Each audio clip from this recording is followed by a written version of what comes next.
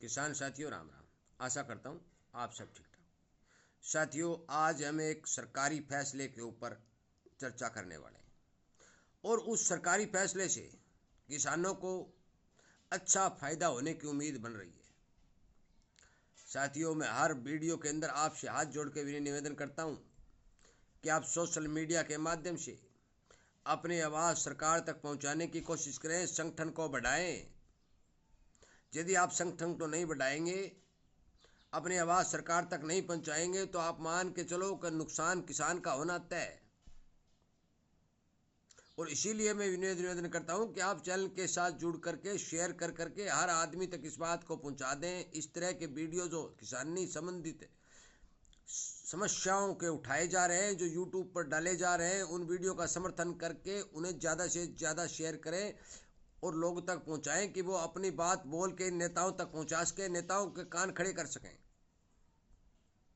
साथियों, सरकार ने अभी परसों शाम को एक फैसला लिया है।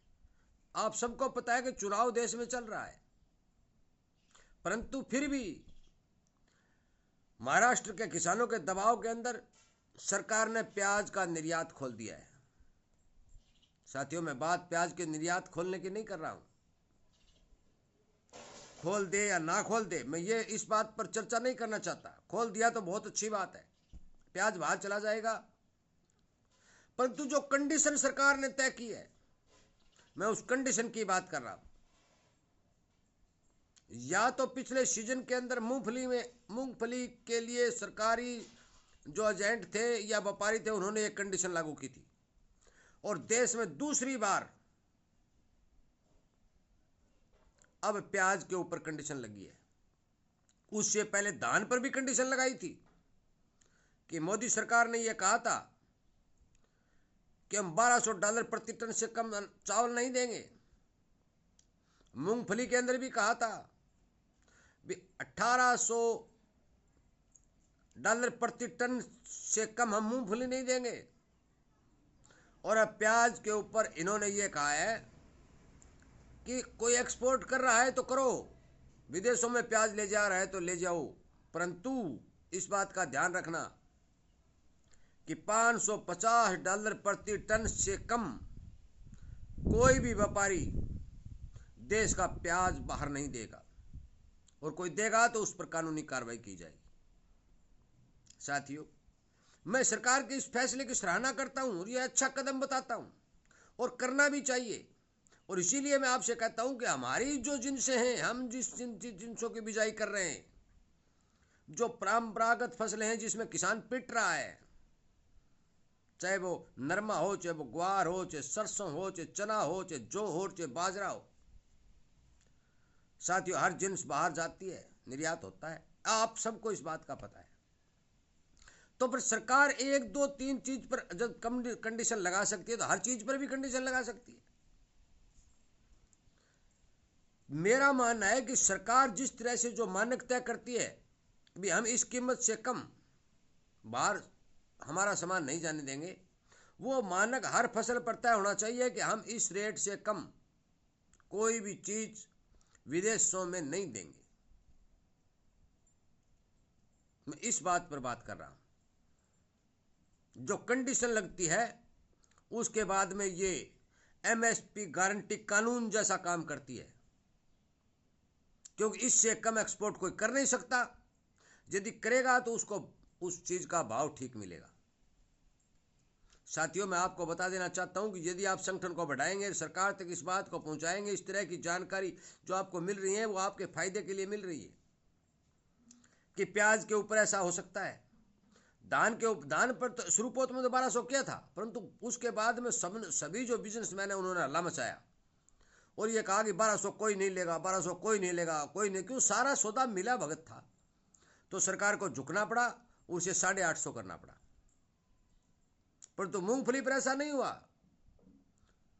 मूंगफली के ऊपर सेम रेट लोगों को देना पड़ा जो उस चीज के खरीदार थे। और आज प्याज पर भी यदि कोई खरीद करेगा तो प्याज का भी $550 प्रति टन के हिसाब से भाव देकर ही बाहर जाएगा। और यह फैसला क्यों लिया गया है? इस फैसले में दोनों फायदे हैं। एक, किसान को भाव ठीक मिलेगा, एक सरकार का रेवेन्यू बढ़ेगा।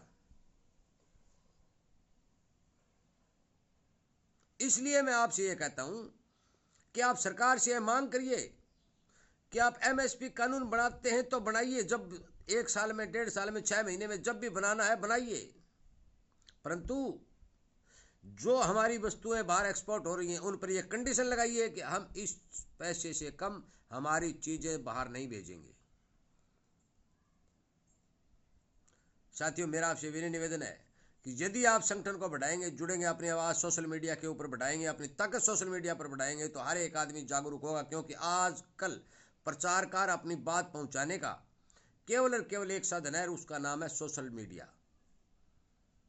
जो घर बैठा किसान बिना किसी ताकत लगाए, बिना किसी पैसे के खर्च किए, बिना किसी मेहनत के अपनी आवाज़ कहाँ की कहाँ तक पहुंचा सकता है, जो मैं आज कर रहा हूं।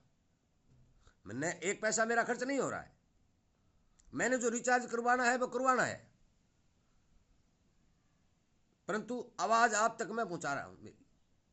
जब मेरी बात आप तक पहुंच सकती है तो आपकी आवाज भी आगे तक पहुंच सकती है, और मेरी आवाज यदि आप मदद करते हैं तो ये कहीं तक भी जा सकती है। इसलिए अब ज्यादा से ज्यादा इस वीडियो को शेयर करके सरकार तक इस बात को पहुंचाने की कोशिश करें कि जो कंडीशन आप धान और मूंगफली और प्याज पर तय कर सकते हैं तो वो नरमा, कपास, ग्वार, बाजरा से इन पर क्यों नहीं कर सकते।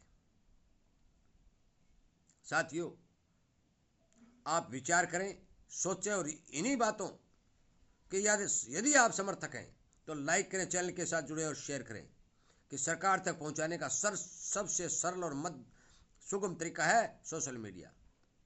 और मैं किसान की हर बात जो किसान के फायदे पर होती है उस चीज़ का वीडियो बनाता हूँ, किसान तक पहुँचाता हूँ।